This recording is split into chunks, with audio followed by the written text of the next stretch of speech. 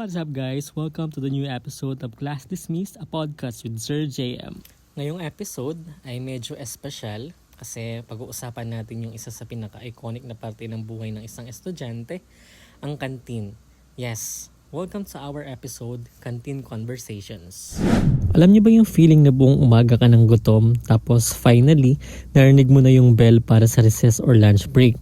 Yung parang may soundtrack ng kalayaan sa utak mo. Grabe no, parang sa kantin, lahat ng stress biglang nagiging mas madali. Kasi, di lang naman pagkain yung nabibili dito. Kasama na rin dito yung kwentuhan, yung tawanan, yung chismisan.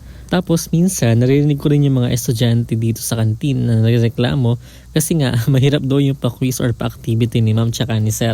Pero aside sa food, may magic talaga sa kantin no. Doon nabubuo yung friendship, yung tipong dati, hindi mo kakilala, pero dahil sabay kayong naupo sa isang mesa, naging tropa na. May mga love story din dyan, nagsimula. Alam mo yung nag-abot ng spoon and fork, sabay nagkapalagayang loob na rin. At syempre may mga heartbreaks din, yung nakita mo kumakain siya pero may kasamang iba. Aray ko! Ang saya din sa kantin no, kasi dyan lumalabas yung pinaka-random na usapan. Minsan tungkol kay crush, minsan tungkol sa teacher, minsan tungkol sa life. Yung tipong habang kumakain ng siomai rice, bigla na lang may magtatanong, guys, paano nyo malalaman kung siya na talaga? Ang maganda naman kasi minsan, kahit ganun ka-random yung usapan, may lalim din kasi doon mo marinig yung mga real struggles ng bawat isa.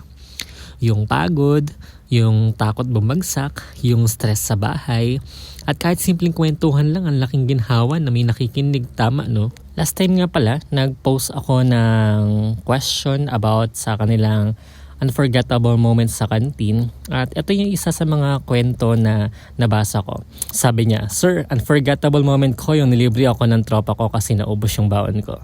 Akala ko simpleng lunch lang yun, pero hanggang ngayon, best friend ko pa rin siya. That day, hindi lang ako nabusog, napatunayan kong may mga taong handang mag-share kahit konti lang meron sila. Diba? Ang wholesome lang no? Minsan talaga ang simpleng utang sa kantin nagiging simula ng lifetime friendship. Ito naman, funny moment. Wala po akong ma-share pero natapakan pa ako at natalisod po ako. So diba, minsan may mga ganito talaga nakakatawang eksena. Ito naman, encounter with crush. I was in the canteen kanina, shucks. Andyan si crush. Diyos ko Lord, nagkatatalon yung puso ko sir. Napaka-pogi niya sir. Tas sir, nung paalis na kami sir, nadapa ako. Ayan, patunay yan na talagang pag nasa kantin ka, mapafall ka. Ang tanong, sinalo ka ba? Aray ko. Ilan lang yan sa mga unforgettable moments na nag-send sa atin para maibahagi dito sa ating podcast. Pero in reality, habang tumatanda tayo, mapapansin natin ang daming memories, hindi sa classroom na buo, kundi sa kantin. Doon tayo natutong mag-share, maghintay ng turn sa pila, at makinig sa kwento ng iba. Canteen moments may seem small, pero kung tutuusin, sila yung nagpatibay sa ating relationships at sa ating empathy. At siguro, yan din yung gusto kong iwan sa inyo today. Sabi nga, diba, sometimes the most meaningful lessons happen outside the classroom. In between bites of siomai, rice, in shared laughter, and in quiet moments over lunch, natuto tayong maging tao, maging kaibigan, maging mapagbigay, maging marunong makinig. At dahil dyan, isa itong patunay na may magic talaga sa loob ng kantin.